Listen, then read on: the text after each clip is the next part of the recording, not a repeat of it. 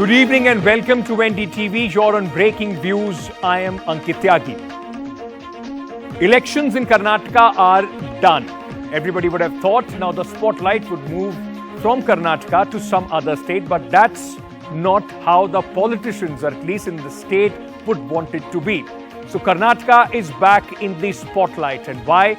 Let's just very quickly tell you what's happening in the state, ladies and gentlemen.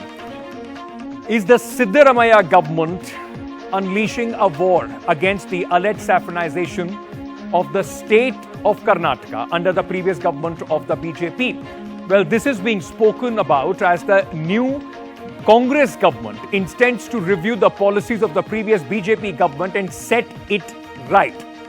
This is what Priyank Kharge, newly minted cabinet minister in the state of Karnataka, has said, doubling down on his comments that signal a reversal of controversial decisions taken by the previous government of the Bharatiya Janata Party. For example, the Muslim quota, hijab ban, etc., etc. Listen in to what Priyank Kharge said, which has created such a huge political furor in the state. Any organization, either religious, political or social, who are going to sow seeds of discontentment, disharmony in Karnataka will not be tolerated. We will tackle them legally, we will tackle them constitutionally, be it Bajrang Dal, be it PFI, be it any other organization.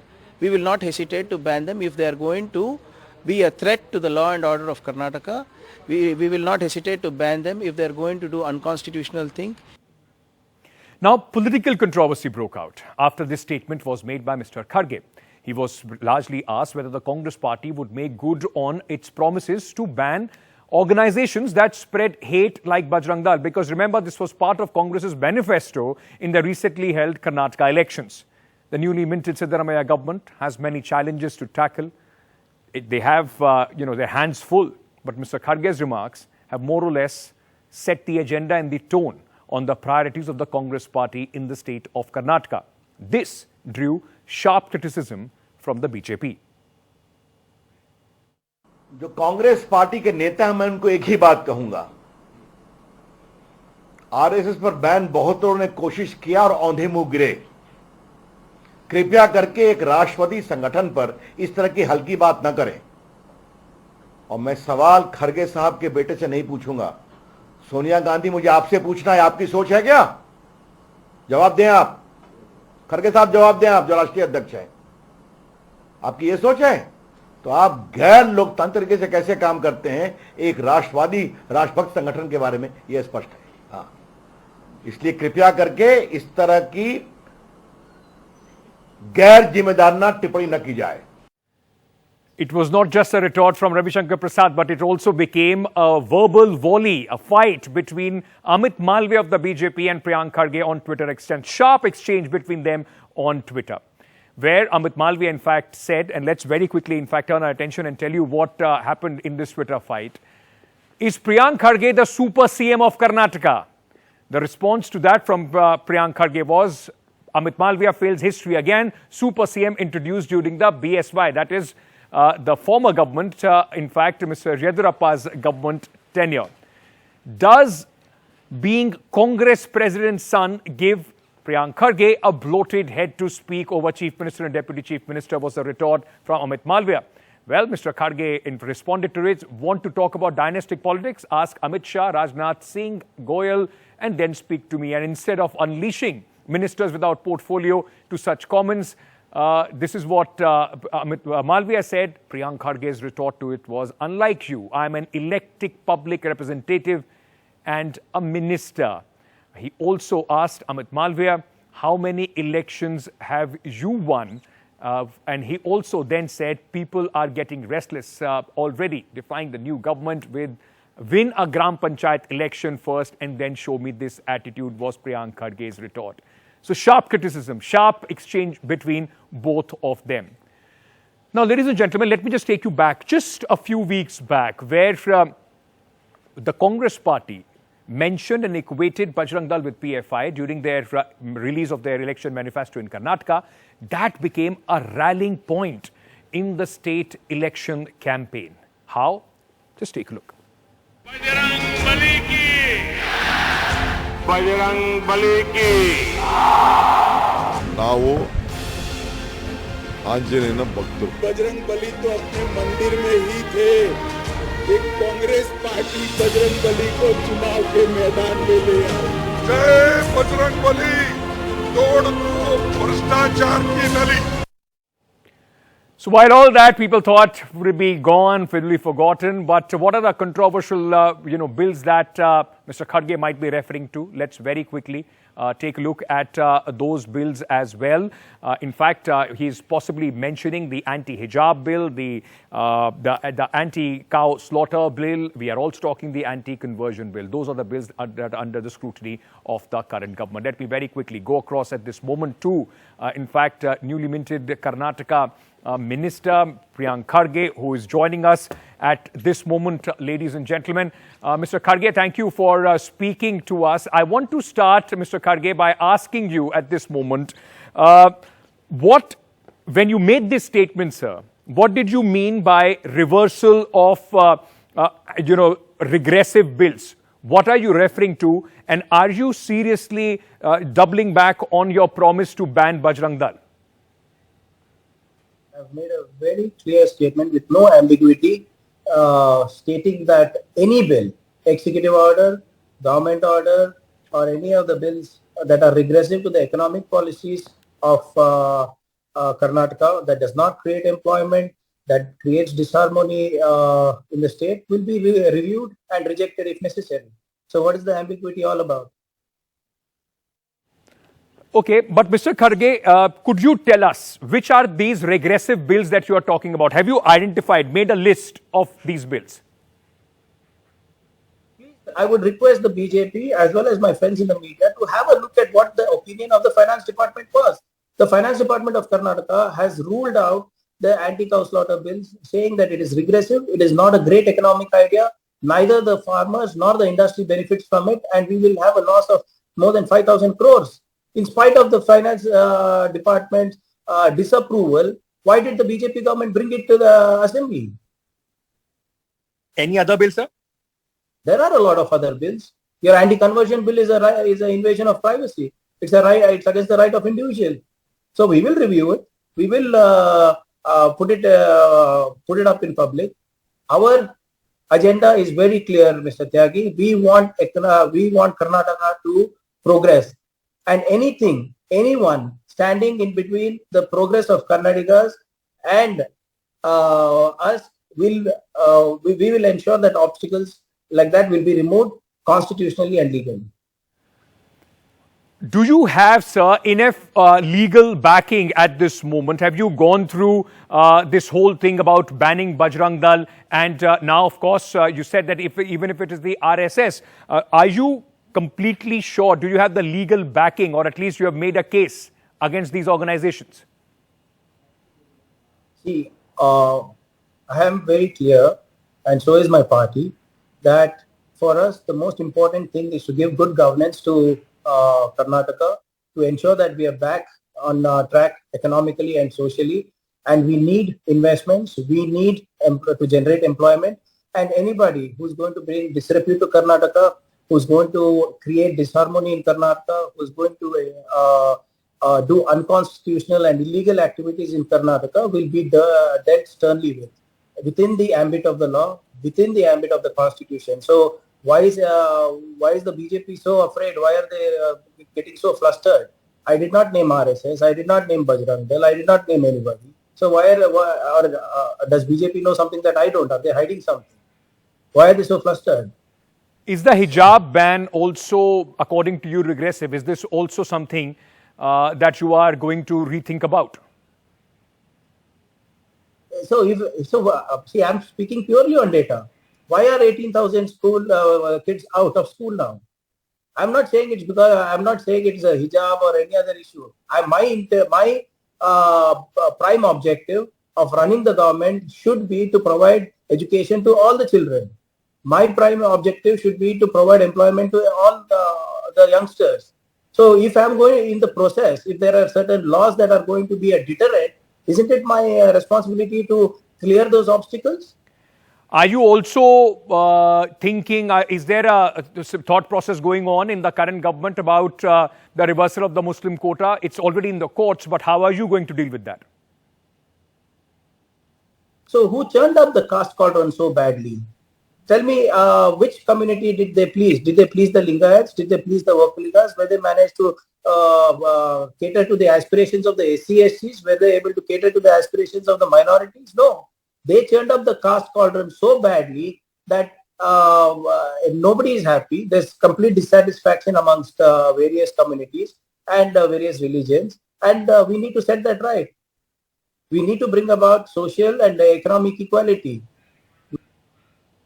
Mr. Kharge, you heard, in fact, let me tell you what the BJP said when you made this comment. They said that Sonia Gandhi should answer whether RSS is anti-national.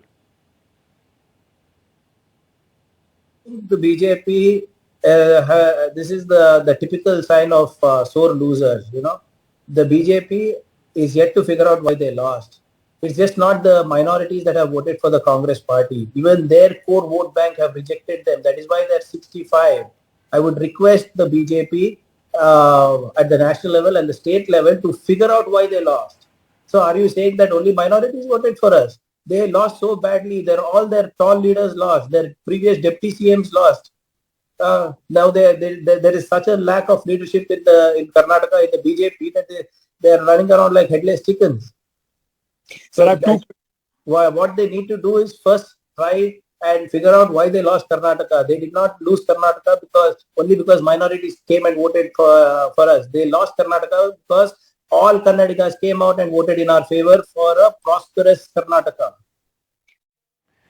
Mr. Priyank Kharge, thank you so much for taking the time out, speaking to us at this moment. Thank you. Let me very quickly now introduce our guest, because the question that we are asking this evening, ladies and gentlemen, is there now a very set agenda about the reversal of possible saffronization, the alleged saffronization in the state of Karnataka by the Siddaramaiah government? Joining me at this moment, Maya Sharma, senior journalist who keeps a very close eye on the state of affairs in Karnataka. We also have Vijay Prasad, BJP spokesperson from the state of Karnataka, and Sanket Janagi, spokesperson of the Congress party, also with us. I welcome all three of you. Thank you for joining us. I want to start by asking you, Vijay, you heard what Mr. Kharge was saying. He said, I didn't name RSS or Bajrang Dal. Why is the BJP up in arms? Why are you so jumpy if you have nothing to hide? Thanks, Ankita. I think you should have played the other video where Priyank Kharge was speaking.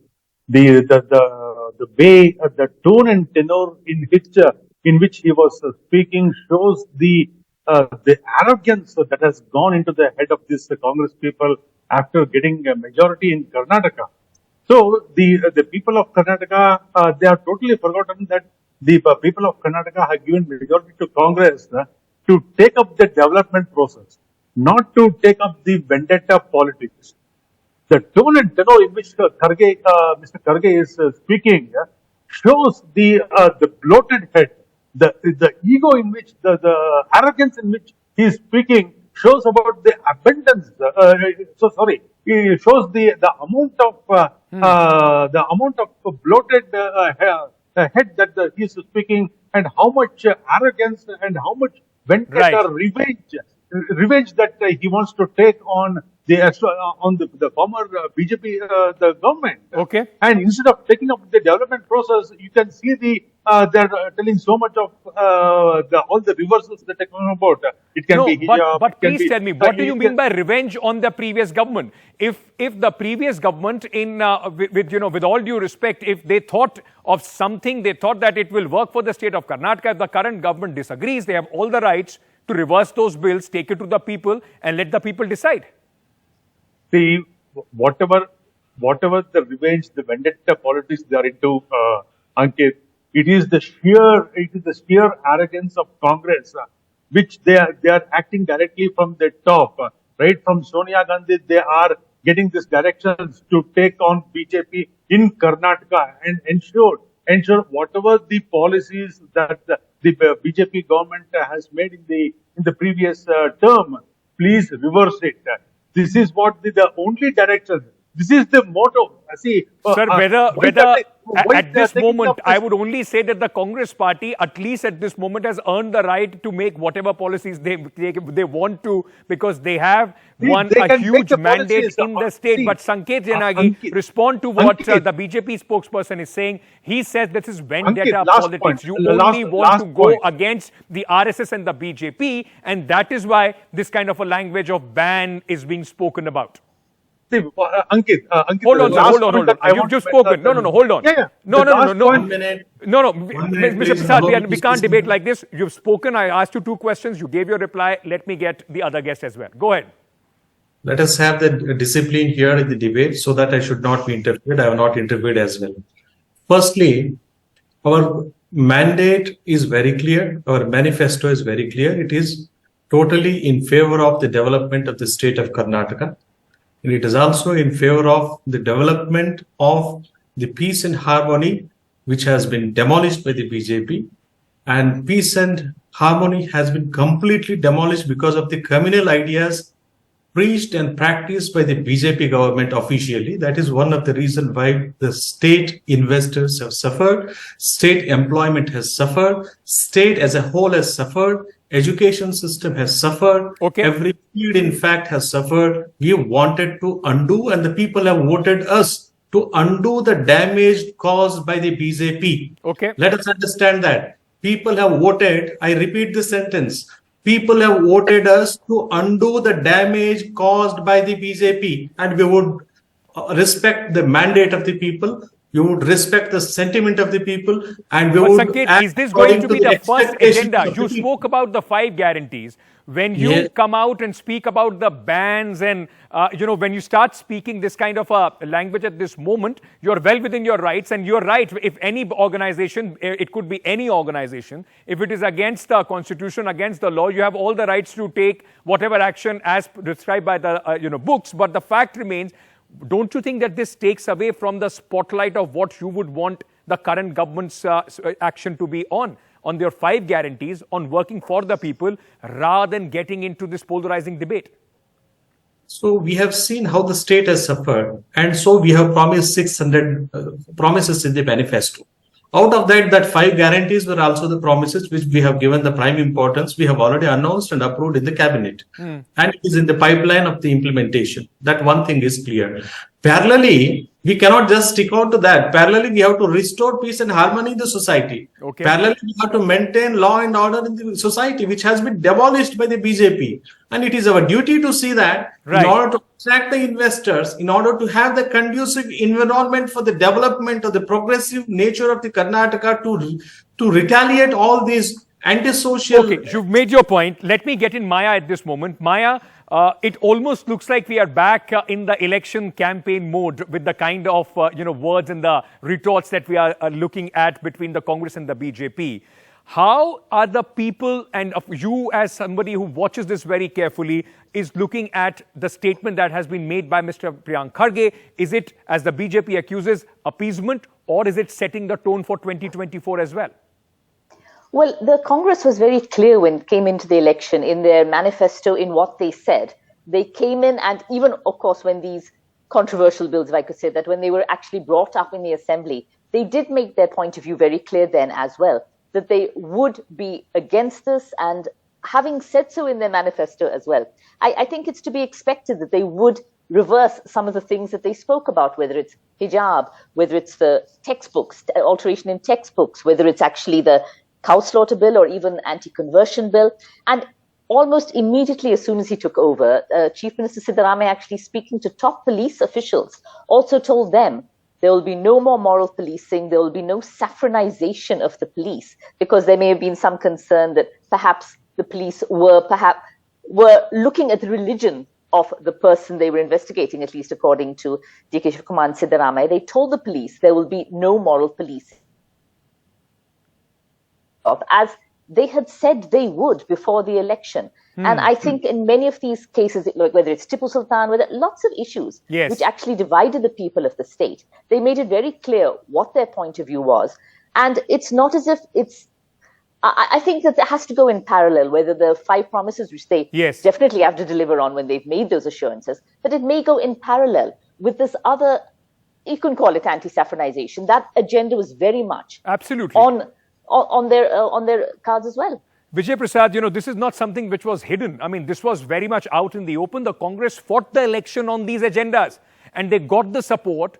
If you look at the data, and now, of course, the BJP would be looking at the data from across religions, across regions in the state of Karnataka. So if the Congress does have the mandate, why is the BJP so worried about these kind of noises that they are making after coming into power if it was already known?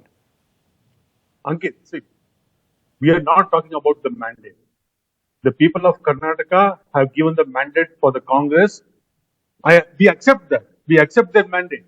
But the fact of the matter is, rather than concentrating on the 5 promises which they have made, they are concentrating and putting their all effort and burning the midnight oil for all the closed chapters and reignite the communal harmony, and trying to destabilize themselves on the law and order situation in the state. No, so if they check cow vigilantes or if they check moral policing, is this going against communal harmony? See, whichever the government is in power, whoever takes the law in their hands, they can take action, irrespective of the party.